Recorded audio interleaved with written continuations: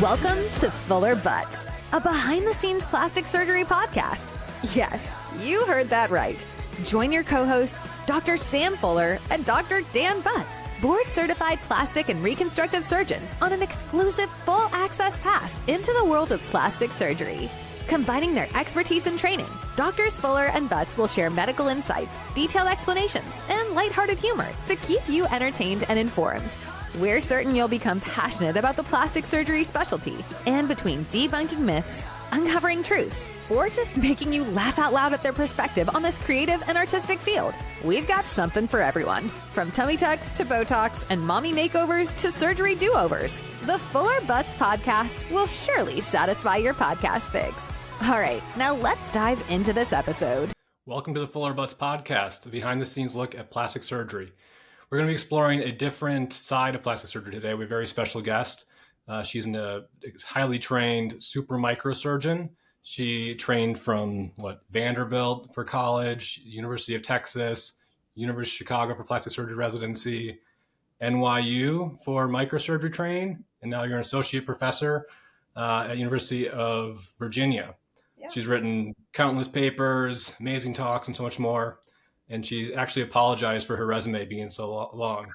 And she's an amazing mother to three very young girls. So thank you, Dr. Amanda Silva, for joining us tonight. That was my best SmartList introduction I could come up with. But yeah, thanks for being here. Thanks for having me. So I just wanted to start, for general listeners, microsurgery might be kind of a very foreign term.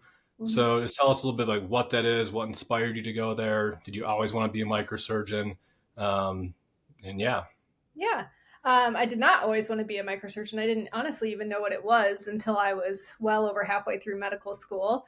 And I was trying to decide if I wanted to be a plastic surgeon or a head and neck surgeon. And I worked with one of the attendings who was actually trained in both. And I remember sitting down with him the first time, just talking to him about what I was going to be able to see in the coming weeks, shadowing him. And he showed me this picture of a guy who actually, surprisingly, I was looking back at the paper like a couple weeks ago. The guy was 41, which is as old as I am. And he had a liposarcoma resected from his face and parotidectomy, which means taking that gland out. And so it had like a huge divot in his face, but they had been able to close him. It wasn't like the skin was too tight. But he looked deformed, and he went to my mentor and said, I don't think I can go home looking like this. My kids are going to be scared of me. And my mentor ended up taking him back to the operating room and did microsurgery to reconstruct him. So microsurgery is taking tissue from one area of the body to the other to fix deformities from cancer or trauma. And when you take a big piece of tissue, you need to take it on a blood supply. And so you need to use a microscope to sew those blood vessels together because they're so small. You can't see them well with your naked eye. And I just remember being so amazed by how he was able to transform that patient and really impact his life. And then the ensuing weeks, just all the stuff I saw was crazy, like taking bones from the leg to reconstruct the face, taking tissue from the abdomen to reconstruct breasts after breast cancer. So I was kind of sold after that and decided I wanted to be a plastic surgeon, but specifically a microsurgeon from that point on.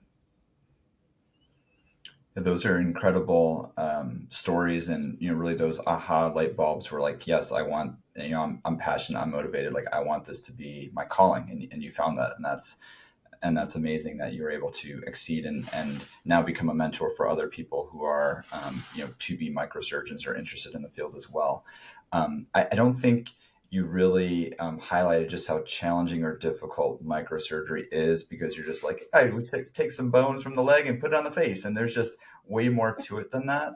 Can you enlighten some of our listeners as far as like the planning or even just like the OR time? Like how long are some of these cases that you're doing? Because it's pretty intense. Yeah, lots of planning that goes into it. No matter what you're doing, we usually will get imaging ahead of time to see what are the best blood vessels and where they're at. If we're doing a more complicated reconstruction with bone, a lot of times we'll plan that whole surgery ahead of time to have special cutting jigs to make us faster in the operating room. And the cases are all day. That's why I usually just tell my patients all day. That could be 4 p.m., that could be 10 p.m.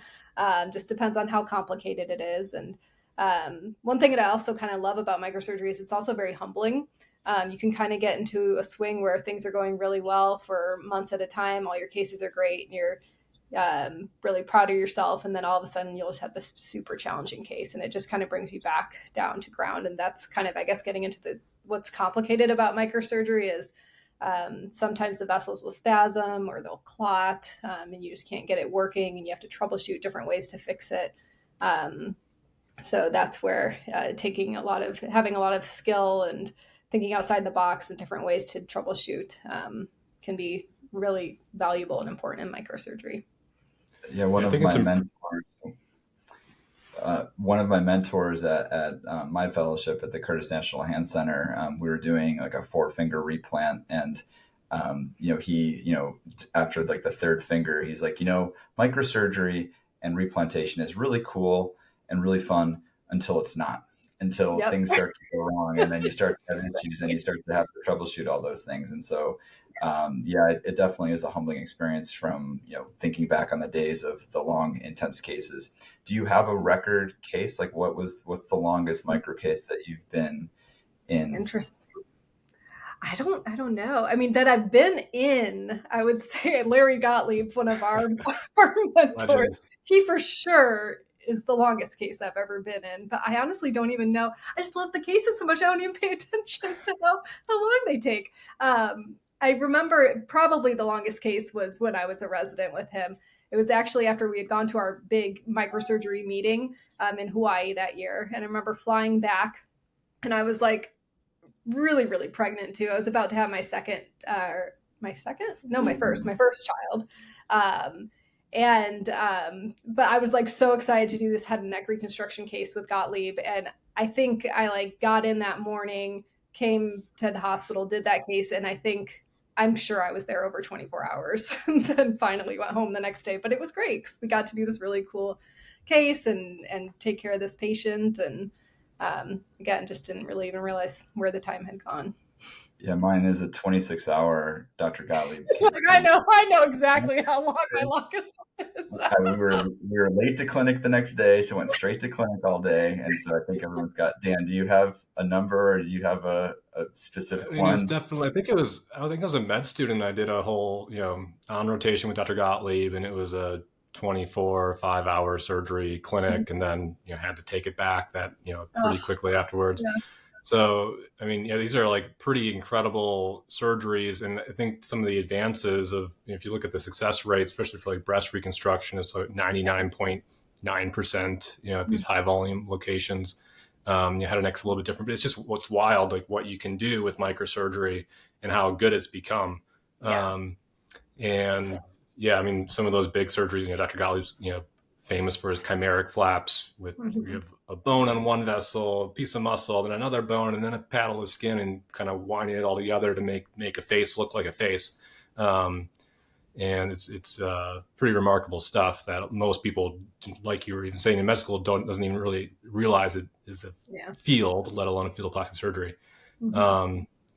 So thinking of what advances have like really taken place in the last 10 15 years.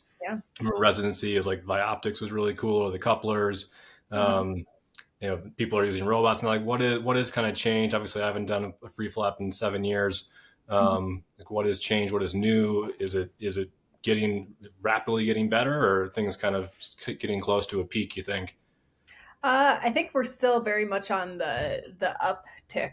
I don't think we're reaching a peak quite yet. Although I don't know. I guess it depends on who you talk to and what they're doing, because it's incredible how much some people are pushing the envelope. Like you mentioned, for breast micro recon, people are starting to offer that as an outpatient surgery and being very efficient. And I think one of the areas that has helped us become so efficient is with doing a lot of the legwork ahead of time and preoperative planning. So getting CTAs on patients, picking the best vessel that you're going to go after, knowing the course of that vessel, that all changes. So you don't have to make those decisions, or you don't have those uncertainties in the OR, and you can be more definitive, and it makes the surgery faster and more reliable.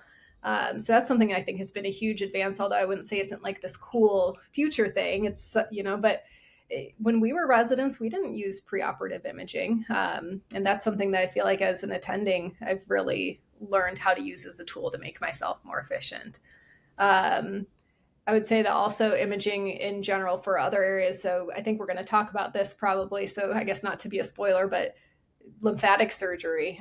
There's a lot of advances that we're able to make in lymphatic surgery with doing intraoperative imaging and using ultrasound to help pick better lymph vessels for surgery. For robots, maybe I'm not sold yet, but maybe that's a little bit of the future for some of the microsurgical options. People talk about doing it for deeps. You get to reduce the donor site morbidity quite a bit with that. It's smaller fascial incision, so there aren't as big, not as much collateral damage to the abdominal wall, and maybe more steady hands for like the really, really small microsurgical anastomoses using the robot. So I think that it's not ready for prime time, but that could be an area in the future for sure. So yeah, let's talk about some of the great points that you brought up. You had mentioned that just the definition of microsurgery, you're taking tissue, large quantities of tissue from one part of the body to the other, and then in order for that to survive, you have to reconnect the artery, the vein, so there's inflow, outflow, and that's what the difference is between a graft where the tissues are still living and it's really reliant on the recipient bed to grow in to have new blood vessels, angiogenesis form. Take our listeners through like what that ischemia time is like. You're disconnecting an artery and vein, and then you have to, quote unquote, hook it up. Maybe just, take us, what that's like. Are you, as far as using a microscope, what magnification that is, and then, how thin are the sutures are that we're talking about as far as reconnecting arteries and veins, because it's a pretty cool, very humbling, but also a very empowering experience when you're almost like Frankenstein, like making things alive again. So, take us through that intraoperative situation where you're hooking blood vessels back up to a flap. Yeah. So yeah, the blood vessels we're hooking up are pretty small. Depends on what kind of reconstruction you're doing, but anywhere from about sub 1 millimeter to as big as 3 millimeters. The ischemia times, that's once you cut the blood vessels and that tissue that big piece of tissue that you're using for reconstruction doesn't have blood flow. And the tissue can only go a certain time period without having blood flow before it starts to have cell death, and you're going to have issues with necrosis in the flap, even once you hook it back up to a blood supply. Different tissue types have different ischemia tolerances, but around 6 hours is kind of like a generic time that people talk about. But usually you're not getting into a situation where you have your ischemia times that long. Usually the ischemia time is anywhere from, it can be as short as 30 minutes if you're super facile, or it can be more like an hour to 2 hours if you're doing a jaw reconstruction and you kind of inset everything and get everything kind of built before you finally hook up the blood vessels. So it all kind of varies. But as far as hooking up the blood vessels, because they are so small, we have to use something to augment our vision. We can't just do it with the naked eye. You can do a microscope, which I like. I think that you get really nice, clear vision. You're able to teach, I think, a little bit better when you use the microscope. And you can get very high magnification, like 40 magnification with a microscope. You can also just use loupes, which are these fancy glasses that have telescopes on them. We use those when we're raising the flaps to be able to see, and those can be anywhere from as low as 2 magnification to 4.5. I have 4.5s that I wear. And what's nice about once you start to get above like the 3.5, you can even sew the blood vessels together with just your loupes. And so that's where, like, when we talk about efficiency, that's where sometimes the loupe micro is an advantage, because you aren't bringing in a big microscope. And so you can be a little bit more mobile, especially if you're working with another microsurgeon and you're doing bilateral breast reconstruction. One person can be doing the anastomosis with just loupes on, and they don't have this big bulky microscope in the way, so the other surgeon can be still working on moving the surgery along. Sam does liposuction with his loupes on, his 3.5 loupes. Super, Again, super high definition. I have a feeling that Larry Gottlieb's going to be brought up a lot in this podcast, but yeah, I remember he would wear them for burn cases, and I questioned it once, and he looked at me like I was crazy, and like, why wouldn't Through you the wear them? loops. He looked at you through the loops. Yeah. Over the loops. We were all trained by the same guy. He wore them in the office too. And I was in on a burn case, and he was able to say which, micro vessels were clotted and which weren't for viability. So I feel very unarmed without the loops. And so I do wear them for lots of cases. Seriously? So, getting back to microsurgery, the sutures can be thinner than human hair that you're putting together. One of the, more novel approaches when we were in residency was the coupler, the venous coupler, or being able to coapt or bring vessels together without the need for suture. Is there any advances for the artery? Are you coupling arteries? Are you still hand sewing? Is there any, kind of latest and greatest techniques to make that less likely to fail, to leak, to clot? Not personally, not really. Some people do talk about coupling the artery, but I find that once you start to get really facile at sewing the artery, it's not that much faster to couple it, and it is pretty reliable. It's very rare that you have issues with arterial clot, especially in breast reconstruction, deep reconstructions. So usually just stick into the good old sewing it with some suture. That's the size of your hair. And maybe we can switch into lymphatic surgery since you brought it up as well. So lymphatic, I think, is a misunderstood, or at least a lesser known, way of microsurgery application, where I have patients routinely come in with lymphedema, and I kind of point it out to them and, ask them, have you tried getting that treated? And, many a time they say, oh, there's no treatment for it. I just have to live with it, or I just have to wear a sleeve or something. And so I still think it's not out there that lymphatic surgery, specifically for lymphedema, swelling of lymphatics, is a possibility, and something that's becoming more and more mainstream. And this is just me as somebody who does not perform it, but as we all, were taught under Dr. David Chang and other lymphatic surgeons. Maybe Amanda, you can take us through lymphatic surgery and some of the nuances, or just the preparation and just the results. So what can you expect for treatment for lymphedema? Yeah. So lymphedema can be a very vast topic. And so to kind of keep it simple, the majority of people who have lymphedema in the United States and the developed world have it from cancer. And that's from, if you have to have surgery in your lymphatic basin, most common breast cancer, women who have surgery in their axilla, that can disrupt the lymphatic flow of the arm. And so then you get swelling of the arm. Also, things like radiation, chemotherapy can contribute to the risk of developing lymphedema. And as you mentioned, traditionally, it's always just been, you just kind of manage it with massage, with compression. It's something you just kind of live with. But with super microsurgery, so taking the magnification and the resolution of the scope even higher, we can... How high? around 40 meg. You can see these tiny lymphatics, which are the size of your hair. They're sub-millimeter. And what you can do is, there are kind of two different ways to treat lymphedema. You can do what they call debulking surgeries, or you can do physiological surgeries. The debulking surgeries are like liposuction, cutting off the extra mass of tissue on the arm, but those aren't going to treat the underlying lymphedema. Those are symptom control things, and they can be very helpful for patients, but the patient's still going to have to wear compression and do massage, and that's not going to treat the underlying disease. Things that can treat the underlying disease are doing things like lymphovenous bypass or vascularized lymph node transfers.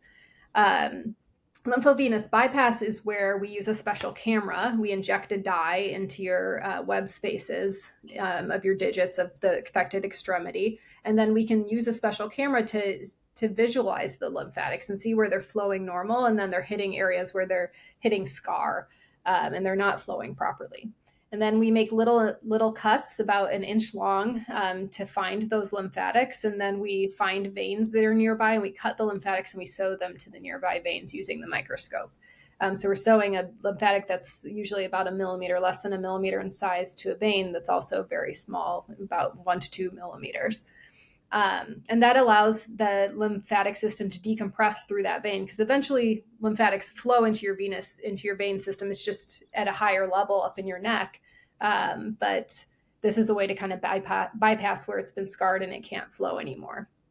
So that's a nice option, especially for people who have earlier lymphedema. Their arm isn't as swollen. It's just, you still, what we call, say, have pitting. When you push on the arm, the tissue is soft. That tends to be a nice option for those patients. And patients who have lymphedema due to breast cancer, so a known reason for lymphedema, and it's in their arm, that tends to be a good option for them, that they actually have good results from. The other option is to do a vascularized lymph node transfer. That's where you're going to take lymph nodes somewhere on your body where they're extra, and then you move them to the arm that has the lymphedema. And you can put it anywhere along the arm. There's different debates on the pros and cons of where you put it. But the idea with that is you are hooking up the blood vessels, so the artery and the veins, to have good flow into those lymph nodes. And then they kind of find a home in that extremity, and they build lymphatics, and they start to function as a new lymph node basin for that extremity, and they pump the lymph fluid out of that arm. And that tends to be a better option for patients who have lymphedema that's a little bit further along, a little more progressed. That was my long-winded answer to lymphatic surgery for you guys. That's great. I mean, I remember when Dr. Chang first came to University of Chicago and we started doing lymphatic surgery, and it was like, it's just this whole, system that we often kind of just overlooked, and all of a sudden you're seeing it. And like, this normally is just this kind of invisible to the naked eye, very important, bodily system. And kind of making it work better. It's just wild, like what you could do. Again, 40 loop magnification, not loop, under a microscope, and pretty. The actual procedure themselves are pretty straightforward. In and out, pretty dramatic improvements for patients.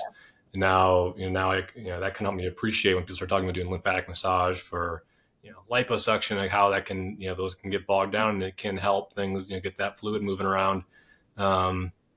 It's just pretty cool developing field still. Mm-hmm. Yeah. And it's for functional gain. It's not a cosmetic, like, oh, I don't like that my arm's a little bit full. I mean, patients are dealing with pain. They're dealing with all of the symptoms that come along with that. So there's a lot of functional gain for that. Amanda, if we're taking lymph nodes from another part of the body, like say from the groin, and putting it into the armpit to help with an arm lymphedema, is there a risk that we can cause lymphedema from the surgery in the leg? There's a question that I know patients and listeners are probably thinking. Yeah, I think there's always a theoretical risk, but there's kind of a tenet in plastic surgery that you never.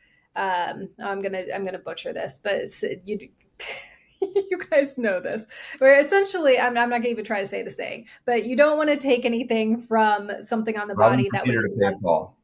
Thank you. I always say it and then I think it doesn't sound right. But only if robbing from Peter to pay Paul, but only if Peter can afford it. I feel like it was only if Paul can afford it, but that doesn't make sense, right? I don't know. Oh, I didn't know it had to do with what their bank account was like. Yeah, right. Well, you're always stealing from something. Peter to pay Paul, but only if Peter can afford it. Yes. Right? I get it. Yeah. But I feel like people always say only if Paul can afford it, but that doesn't make sense. So I don't know. Maybe I'm just remembering it wrong. But so essentially, you don't want to take lymph nodes from somewhere where you have a high chance of causing lymphedema. And there are measures that we can do to make sure that we're not going to. So you can reverse map. So you mentioned taking it from the groin. That's a common area we take it, especially if a woman hasn't had breast reconstruction and desires it. You can do a deep flap, so taking the tissue from the abdomen, and you can take the superficial groin lymph nodes that are along the abdominal wall and restore them to the axilla. You are leaving the deep inguinal lymph nodes, which are the ones that drain the leg. And then you also can do reverse mapping of the leg, where you put in some sort of tracer in the leg and identify the lymphatics and the lymph nodes that are draining the leg, and you leave them alone. So a lot of times when you're putting in some sort of dye or tracer to identify lymph nodes. You're doing it so you can purposely take those nodes, but this is the opposite concept where you actually are identify them so you leave them alone so you aren't disrupting the lymphatic flow to the leg. Well, as you were giving me flashbacks to the lymphatic surgery rotation I had with Dr. Chang, I remembered both the humbling nature of this super microsurgery and also another saying where I felt confident as a chief resident doing microsurgery, and then the first time under that 40 times magnification trying to use 11-0 suture to sew these lymphatic things that I didn't even know existed in the wrist, and now I'm trying to sew them together. And I looking at myself like shake, tremble under the 40x magnification. And Dr. Chang just casually said, "Oh, Sam, do you want some fries with that shake?" Which I don't think that helped me, but it helped lighten the mood. And I think that kind of maybe jumps to some other questions. Dan, do you want to jump into next set of questions we have for Amanda? Yeah. I don't know why. Sometimes when I'm at the end of a grueling 3.5 hour mommy makeover surgery, I'm like to start thinking like, mainly my oldest is 10, like what would my 10-year-old self like be thinking about what I'm doing right now? Do you ever like think about like, looking back on long training history, where you started, where you become, like, is this where you thought you would be? What would you tell them? I don't know, just kind of a reflective question. Yeah. As far as if this is where I thought it would be, obviously, microsurgery I didn't even know it existed. But I would say from a very young age, I knew I wanted to be a doctor. My dad was a doctor, and I remember being like 4 years old and sitting in the basement with him, and he would be like reading, he would be looking at echoes on this like old projector, and I would just sit there in the dark with him, and I was just amazed at the body. And so like I knew, and I just idolized him. So I knew I wanted to be a doctor. And I always knew I wanted to be a mom. Like I just always wanted to have lots of kids. And so my 10-year-old self would be very happy and proud of the straight trajectory to what I wanted to be. But what's interesting when I read this question, when you guys sent it to me, telling my 10-year-old self all this stuff, my 10-year-old self would be like, "Oh, awesome, great." I think my 10-year-old self hadn't faced the challenges yet that my like 20-year-old self was facing. And so I feel like there might be more value in being able to talk to my 20-year-old self and kind of giving my 20-year-old self a little bit of a pep talk and, keep your eye on the prize, that life is not linear, that there are going to be all these pathways that you don't expect, but there's always kind of a purpose behind that. And that if you have the drive and the determination and it truly is what you're meant to do, like it'll work itself out. Yeah, it's a long road. I mean, any plastic surgery training, probably really any surgical specialty, it can, those 6, 7, 8, years of residency training, fellowships. I mean, it can get grueling. So you really you need to love it and be passionate about it to make it worth all that effort. But if you have the right mindset, the right goals, the right reasons to do it, then it's typically worth it. Well, now we're asking apparently the 41-year-old Amanda Silva some questions. So we're asking you now, how do you do it? Like, how do you balance it? So, as you were talking, I just clicked refresh on our podcast. We're being listened to in 23 different countries. I'm sure there are some prospective medical students, residents who are, chiming in, being motivated to hear about you. You're a mother of 3 daughters, all under 10. You have a robust microsurgery practice. You're in academics, you're teaching, you're attending meetings. Like, how do you balance it all? Like, what are the tips and tricks to become as successful as you are?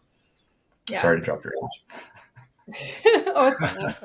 That's how old I am too. I still feel like I'm 16, so it's fine. Yeah, I think a lot of help and support. I think I'm incredibly, incredibly lucky and would not be able to do anything that I do without my mother-in-law.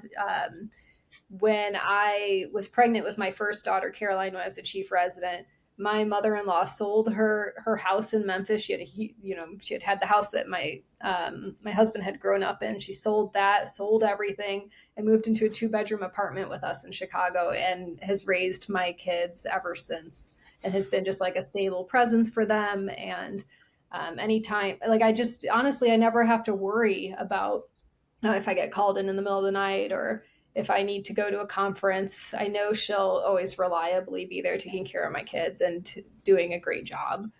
So that's like first and foremost, I think, how I'm able to do it. But I think also like that I really do love what I do. I think that if I didn't have that passion, that it would be a lot easier to decide to go somewhere where I work less hours, where I don't have to do kind of these off hours things, like journal clubs on weeknight evenings, or going to conferences on the weekends. But it's truly what I love doing. So that sacrifice is okay. I think as my kids get older and start to realize I'm not around as much, that has been a new challenge, and trying to just like really prioritize them too, and being okay like doing that. So either blocking out time in my schedule to make sure I make it to my daughters. Like, they're doing some music show and tell thing next week. And so I just said, okay, I'm just going to do a half day of clinic next week, and I'll be off in the afternoon so that I can make sure I can be there at 2:30 to see her sing and dance in her second grade classroom, and it's, you say that and it sounds like silly, but it's really easy for me to do that. But seeing the look on their face when you're there, they're so proud and so happy that you took the effort and the time to come and be with them. Is like, it like melts you. It's great.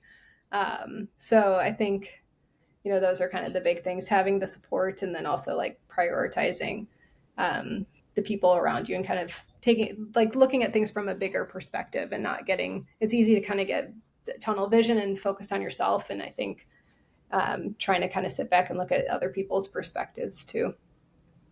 For sure. Yeah. Real words, well spoken. I came to this realization that, being a dad, we all have 3 kids. So like, it's juggling, we're outnumbered. But, treating, parenting is the same way. If you want to be a great microsurgeon, you got to train, you got to practice, you got to put the time in. Same thing with parenting. You got to, you have to put the time in, and then it's just as rewarding, just as satisfying, just like, you had mentioned. We're going to shift gears here. I'm going to do a couple rapid fire questions for you. So okay. Just want, just kind of quick answers, just to kind of get things rolling. So, what would be your favorite free flap or microsurgery procedure? What's your favorite? My favorite is the esoteric cases where I never do the same thing again. I just love like thinking through the process and like fixing. This isn't rapid fire, name it. Because what body part do you move to another body part? Wait, what? Huh? What? What was that? What if you, whether it's esoteric, like, is there a specific one where if you have it lined up for next week, you're like, oh man, I love that case?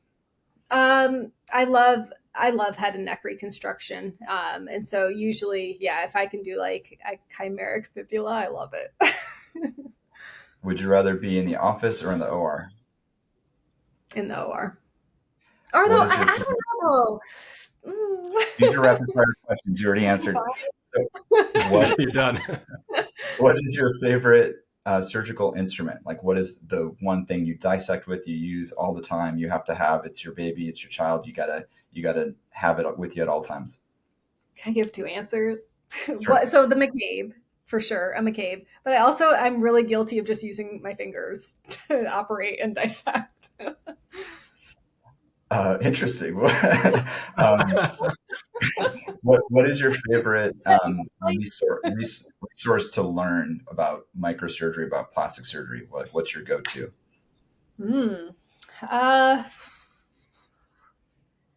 Nowadays I usually go to PubMed and find articles and read articles. I feel like that's my best way. But then also talking to colleagues, that's super helpful. Like if I have a complicated case, I'll just text people that are my level. It's kind of, I feel like there's a little bit less filter, and they'll just kind of, it's just a little less pressure than like reaching out to your mentor about a tough case, or a case that maybe isn't worthy of reaching out to them for.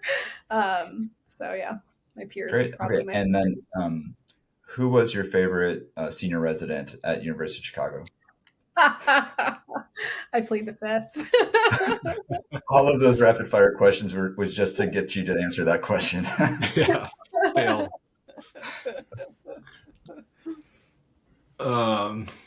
What else? So those are great questions from Sam. He normally likes to pack them all in one and then make you answer them all. So that was good to get the answers out. Yeah. So I guess you work with a lot of residents now. For anyone who might be kind of interested in plastic surgery, what are there like key things that you're like you got to do this stuff to get into it, or it's just find someone, a mentee, and try to work through them, or what would you say is the route to getting into plastic surgery these days? Yeah. It's tough, but I feel like the kind of the common theme that's always been the theme is plastic surgery is a small world. And I feel like you really need to be part of that plastic surgery community and supported to successfully match and develop your career. So I would say that if you are fortunate enough to be somewhere where that has a home program, like hang out with them, go to their conferences, go to their journal clubs, learn about plastic surgery, shadow them, just to kind of, it'll be good because you'll learn about plastic surgery, but then you'll also become more of a known entity and part of their community. If you unfortunately don't have a home program, seek out mentorship at other programs that are nearby early on. There are also many other great resources through ACEPs, the Academic Council of Educator Plastic Surgeons. They recently changed the name from ACAPS to ACEPs. But they have a lot of great mentorship programs as well, where you can virtually be partnered with someone who can help you navigate not being at a program that has a home institution, or being at an institution that has a home program.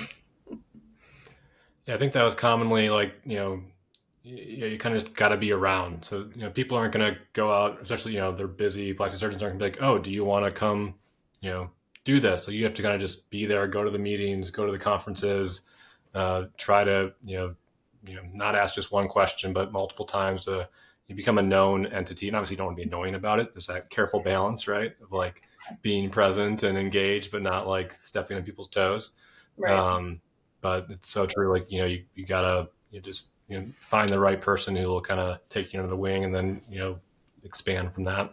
Yeah. You miss 100% of the shots you don't take. And so you don't know what's out there unless you take a reach. And so, when I was a first year medical student, I somewhat by chance purchased for faculty auction an orthopedic surgeon, a plastic surgeon, just for fun, just because it was part of this mission trip I was going to the Dominican Republic for, to help sponsor them, but then met the chief of plastic surgery, Dr. David Song at the University of Chicago, who really wowed me over dinner about what plastic surgery is, talking a lot of, similar to what Amanda said about how amazing, how incredible this is, and totally put it on my radar from not even knowing what plastic surgery was or really relying on TV, social media at that time to, try to consider what that was, and to the reality of how amazing and life-changing plastic surgery can be for people. So I second that. You just, put some feelers out there, try it, go, ask to do a 1-day, shadowing experience. I'm, seeing some college students and high school students kind of come see me in the OR. And I think that's the way to go. And Amanda's now way up on the mentoring scale within plastic surgery. And so, maybe we can leave a link for your webpage or your, Instagram and stuff, and have prospective mentees or individuals who are interested reach out to you directly, because I think you would be an excellent resource for that. Yeah, I'd be happy to. Yeah, so a medical student messaged me on LinkedIn the other month, and I mean, I'll respond. It's hard to find the time. We are busy, and so I would also say if someone doesn't answer your email, don't take it personally. Just email them again. You probably got lost in their mountain of emails. So, yeah. One last question, then we should probably wrap it up because it's getting late. We all went to University of Chicago for residency. We probably share, like we mentioned, a lot of similar learning kind of anecdotes and stories from, the same kind of mentors. I mean, do you have a specific kind of moment from residency that you kind of reflect on routinely, whether it's during one of those long cases or preparing for it? Any funny ones you want to mention about Dr. Fuller being crabby or something? Eating a Snickers? Always. Talking about, I was so chill. I'm gonna say two things. So one is I remember the first time that I was under the scope doing, it was a nerve repair with Larry Zachary. I think I was a PGY2, and I was horrible. So horrible, and it took so long, and he was so patient. He never said a snarky comment. There was some sighing, but he sat back, he let me do it. And when I finally finished it and it was like the end of the case, and I went over to him, I said, thank you for being so patient. He's like, oh my God, I know. It was awful. But he knew to not like pressure me at the time and kind of give me my space to learn. And so a lot of times I find myself with junior residents kind of channeling Larry Zachary's patience, which you guys, trained with him too. He's a hilarious man, but it has many sides to him, but had a lot of patience to him. And so that's something I really, really always valued and try to do with my residents as well. And then I would say the other thing that I remember really fondly from residency that I always try to reinstill everywhere I'm at is I think we just had like a really fun community. Like our resident roast that we did at the end of the year was always something that I really looked forward to. It was so fun. I have our old videos, and sometimes like if having a bad day, I will go back and watch those old videos, and they will make me laugh so hard. And I've found that not all programs have roasts, because usually there's some story that someone got, offended and they stopped doing it. But I think that when you can be in a group where you guys can laugh at each other, that's just like such a great environment to learn in, because you all kind of can trust each other and not take each other too seriously. And I just think it's a sign of being in a really good supportive place. So. Yeah, culture is huge. Where you train and trying to find the right medical school, the right residency, the right fellowship, and then ultimately the right job. You've now transitioned over to University of Virginia, have been there for about a year, or coming up on a year soon. Have you found any self-care remedies for stress, for overall health in Charlottesville?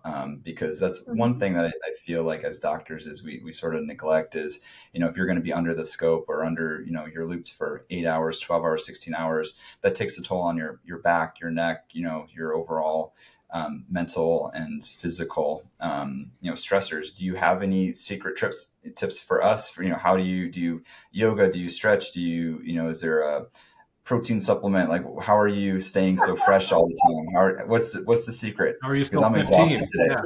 Yeah. So don't wear loops during lipo. Like, what's the secret?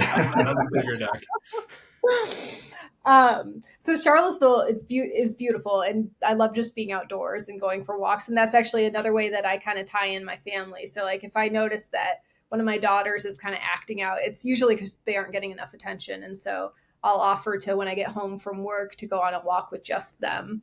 And that's nice because we're out in nature. And then it also gives us the time to talk, and it gets them like one-on-one attention with me. So I do that a lot. I would like to say that so this is very timely because I was just recently thinking about how I don't do enough self-care and like have a plan where I'm going to start doing morning and PM yoga, and I'm going to try to row on our rowing machine that's just kind of sits there and doesn't get used at least once a week.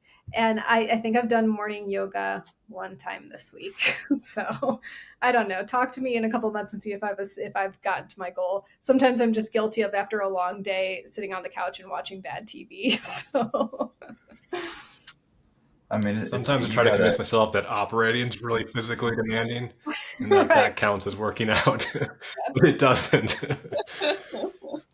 I mean, you got to relax and just let your brain just rest as well. So it can't always be full go. But yeah, this was an amazing episode. Thank you so much, Dr. Amanda Silva from University of Virginia, super microsurgeon extraordinaire. We knew during residency you were going to be a star, and obviously you are. As everyone who listened to the podcast, can see, Amanda's well-spoken, extremely educated, and is, giving lectures, giving talks, mentoring, educating, doing research, providing direct patient care, doing those one-off, crazy surgeries that no one else can do, whether it's in irradiated tissue, head and neck, very complex stuff, and she has a real passion for it. And so we feel very privileged to be a part of your training, to be part of that positive culture that you reflect on, as far as having some laughs and some, poking fun at each other. And we continue to do that through our podcast and, with each other. So if you ever have a hard hand case, hopefully I'm on your speed dial for that, for those options. But thank you so much for being here. Any last comments, you guys?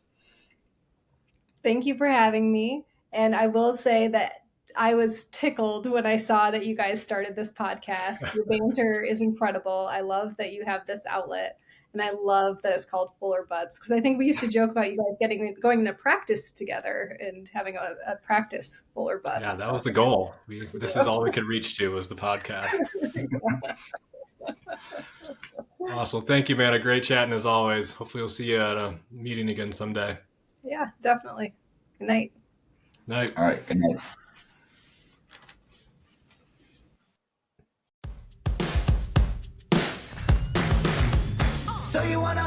Thanks so much for tuning into this week's episode of Fuller Butz, a behind-the-scenes plastic surgery podcast.